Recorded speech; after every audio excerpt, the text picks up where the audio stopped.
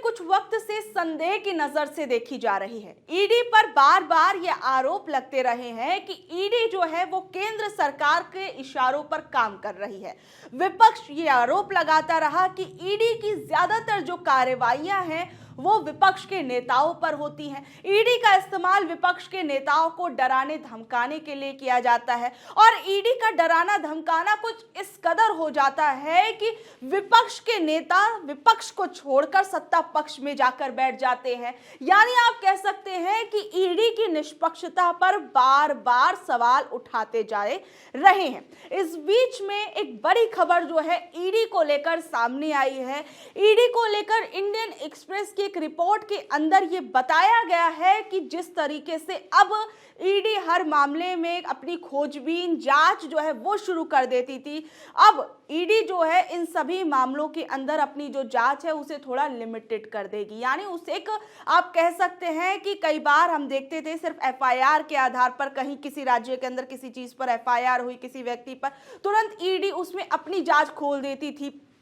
इस बीच में अब जो है ईडी के ही एक अधिकारी की तरफ से ये बयान जो है वो सामने आया है। इंडियन एक्सप्रेस की इस रिपोर्ट में क्या कुछ कहा गया है जरा वो समझिए। अदालत में कुछ हाई प्रोफाइल मनी लॉन्ड्रिंग केसों के गिरने के साथ प्रवर्तन निदेशालय ने सिर्फ आपराधिक साजिश के दम पर केस नहीं चलाने या किसी केस को शुरू नहीं करने का फैसला कर लिया है। इंडियन एक्सप्रेस की रिपोर्ट में कहा गया है कि पीएमएलए केसों में मात्र किसी केस में साजिश के आधार पर अब ईडी मामलों को आगे नहीं बढ़ाएगी। इंडियन एक्सप्रेस ने सूत्रों के हवाले से बताया है कि ईडी के डायरेक्टर राहुल नवीन इंडियन एक्सप्रेस ने सूत्रों के हवाले से बताया है कि ईडी के डायरेक्टर राहुल नवीन ने एजेंसी के अधिकारियों को नए निर्देश दिए हैं। पीएमएलए अनुसूची में करीब 150 मामले शामिल हैं, जिनमें भ्रष्टाचार से लेकर चोरी और यहां तक कि वन्य जीवन अधिनियम का उल्लंघन भी शामिल है। लेकिन इन केसों को ईडी नई रणनीति के तहत देखेगी। सुप्रीम कोर्ट में हाल ही में 2 मामले खारिज कर दिए गए थे। ईडी को काफी बेइज्जती भी महसूस हुई थी। पहला मामला कांग्रेस नेता कर्नाटक के उप मुख्यमंत्री डीके शिव कुमार के खिलाफ था। दूसरा मामला एक रिटायर्ड आईएएस अधिकारी के खिलाफ था, जिन्होंने कांग्रेस नेता और छत्तीसगढ़ के पूर्व मुख्यमंत्री भूपेश बघेल के मातहत काम किया था। देखिए, पिछले कुछ वक्त से अगर आप गौर करेंगे तो ईडी जो है कई बार ऐसा कुछ तूफानी करने के शायद चक्कर में या फिर ईडी अपनी सक्रियता को दिखाने के चक्कर में कई बार सिर्फ सांकेतिक आपराधिक मामले जो होते थे उनमें भी अपना हाथ डालना शुरू कर देती थी। यानी कोई मामला सीबीआई के पास खुला है, कोई मामला भी सिर्फ पुलिस के पास गया है, तो उसमें भी ईडी जो है वो अपने यहाँ पर उस पूरे मामले को खोलकर बैठ जाती थी। ईडी अपने तरीके से उस मामले की पूरी खोजबीन जो है वो शुरू कर देती थी। चार्जशीट को तैयार करके वो पुलिस में जाती थी। सीबीआई, राज्यों की पुलिस या कुछ मामलों में इनकम टैक्स विभाग या पीएमएलए केस की एफआईआर दर्ज करती है और मामला आगे भी नहीं बढ़ता था। कई बार ईडी ने कुछ ज्यादा ही तेजी दिखाते हुए उन केसों की एफआईआर भी अपने यहाँ दर्ज कर ली और कार्रवाई शुरू कर दी। मसलन झारखंड के अंदर जमीन हड़पने के आरोप में एक सामान्य सी एफआईआर पुलिस में दर्ज की गई थी।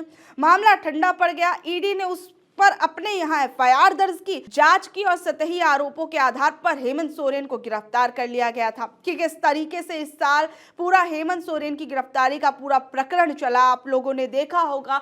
हेमंत सोरेन की जब गिरफ्तारी हुई तो किस तरीके से उन्हें अपने मुख्यमंत्री के पद से उन्होंने इस्तीफा दे, किस तरीके से चंपई सोरेन को मुख्यमंत्री बनाया गया। फिर उसके बाद जब झारखंड के अंदर चुनाव हुए तो कहीं ना कहीं आप समझ सकते हैं कि इस चीज का भी फायदा जो है एक तरीके से विपक्ष ने तो यह आरोप लगाया था कि जानबूझकर हेमंत सोरेन पर यह कार्रवाई की जा रही है और हेमंत सोरेन और उनकी पार्टी को कमजोर करने के लिए ईडी की एक कार्रवाई की गई, उनकी गिरफ्तारी की गई। लेकिन जब चुनावों के नतीजे आए तो कहीं ना कहीं ये देखा गया कि किस तरीके से इन सब चीजों के बावजूद एक बम्पर जीत के साथ हेमंत सोरेन ने अपनी झारखंड के अंदर सरकार बनाई।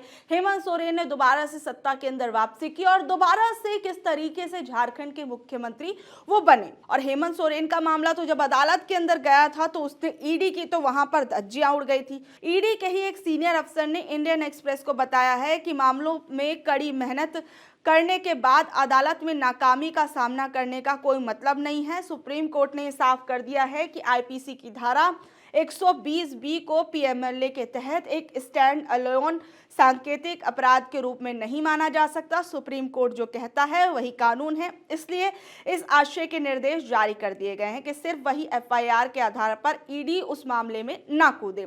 पिछले कुछ सालों में ईडी ने कई हाई प्रोफाइल मामलों को आगे बढ़ाया जहां 120B को छोड़कर कोई भी अपराध नहीं था, लेकिन सुप्रीम कोर्ट सहित कई अदालतों ने बाद में फैसला सुनाया कि धारा 120B को एकमात्र घातक अपराध के रूप में सूचीबद्ध नहीं किया जा सकता, जिसमें आपराधिक साजिश से संबंधित अपराध भी होना चाहिए जो पीएमएलए के दायरे में आता है।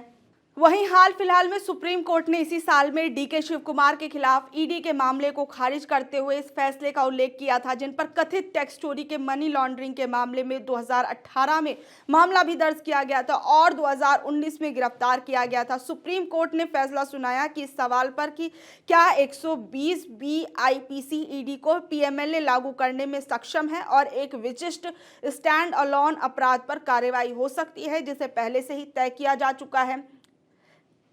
इसी तरह से आपको याद होगा कि अभी हाल फिलहाल में किस तरीके से ईडी जो है वो शराब घोटाले के अंदर जांच करती हुई नजर आई थी और ईडी के इसी शराब घोटाले के अंदर की जांच के अंदर के कविता जो थी वो गिरफ्तार हो गए, अरविंद केजरीवाल गिरफ्तार हो गए, संजय सिंह जो हैं वो गिरफ्तार हो गए, मनीष सिसोदिया गिरफ्तार हो गए। ये सभी लोग किस तरीके से इस ईडी की कार्रवाई के बाद गिरफ्तार हुए, फिर उसके बाद एक लंबे वक्त तक भले ही वो जेल के अंदर रहे लेकिन जेल से वो बाहर आ गए। दिल्ली के पूर्व मुख्यमंत्री अरविंद केजरीवाल तो लगभग 156 दिनों तक जेल के अंदर रहे पहले, और उस समय पर जुलाई के महीने में उनके ऊपर जो ईडी का मामला था उस वक्त वो खत्म हो गया था।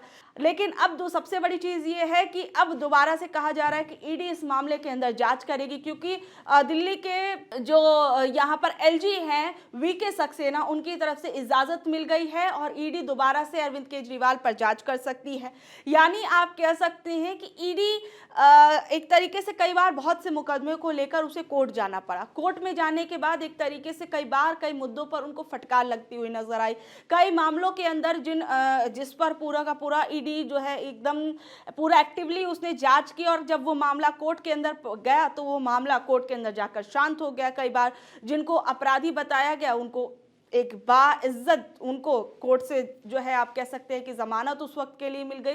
तो आप कह सकते हैं कि जिस तरीके से ईडी जो है अब तक हर चीज में हर मामलों के अंदर ताबड़तोड़ तरीके से कार्रवाई करती हुई नजर आती थी और इस कार्रवाई को सवालों के घेरे में खड़ा किया जाता था, अब कहीं ना कहीं इस चीज पर एक तरीके से रोकथाम लगती हुई नजर आएगी। और अब बहरहाल अभी भी ये देखना होगा कि ईडी कहां तक और किस हद तक जो है अपनी हर चीज में जिस तरीके से वो मामलों पे कार्रवाई करती थी उसमें कितनी कमी लाएगी और कौन से बड़े बड़े मामलों के अंदर ईडी जो है वो जांच करती हुई नजर आएगी। इस वजह से आप देखिए जो पीएमएलए के जो नया नियम है उसके अंदर जो ईडी है किस तरीके से अब उसके तहत क्या काम करेगी, ये सबसे बड़ी चीज होगी। बहरहाल कई मामले जब ईडी के कोर्ट के अंदर जाते हैं वो धड़ाम से मुंह की खाते हुए नजर आते हैं। अब ये देखा जाएगा कि आगे आने वाले समय में ईडी किस तरीके से कार्रवाई करती हुई नजर आएगी। अब आप लोगों का क्या कुछ कहना है नीचे दिए गए कमेंट बॉक्स में जरूर बताइएगा और ऐसी अपडेट से जुड़े रहने के लिए देखते रहिए online news Bharat. Online news Bharat को लाइक करें, शेयर करें, सब्सक्राइब करें। धन्यवाद।